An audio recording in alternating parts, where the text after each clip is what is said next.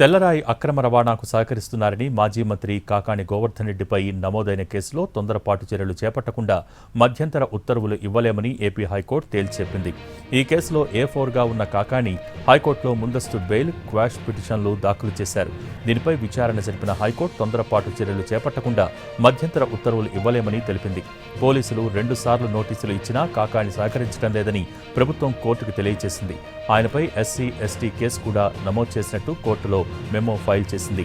హైదరాబాద్లో ఉన్న కారణంగా పోలీసు విచారణకు హాజరు కాలేకపోయారని కాకాణి తరపు న్యాయవాది కోర్టుకు తెలిపారు. దీనికి సంబంధించి పూర్తి వివరాలు సమర్పించాలని పోలీసుల్ని ఆదేశించింది న్యాయస్థానం. తదుపరి విచారణను ఎల్లుండికి వాయిదా వేసింది. కేసులు బనాయించడం ఆనవాయితీగా మారింది. అందులో భాగంగానే ఆ పరంపర కొనసాగుతుంది. కేసులకి, అరెస్టులకు భయపడి ఎవడో చెప్తాడు, ఎక్కడికో పారిపోయాడని ఒకటి చెప్తాడు, ఎక్కడో దాంకున్నాడని ఒకటి చెప్తాడు, ఎక్కడో లేడని చెప్తాడు. నా ఇంట్లో శుభకార్యం జరుగుతుంది, మీరు చూడొచ్చు.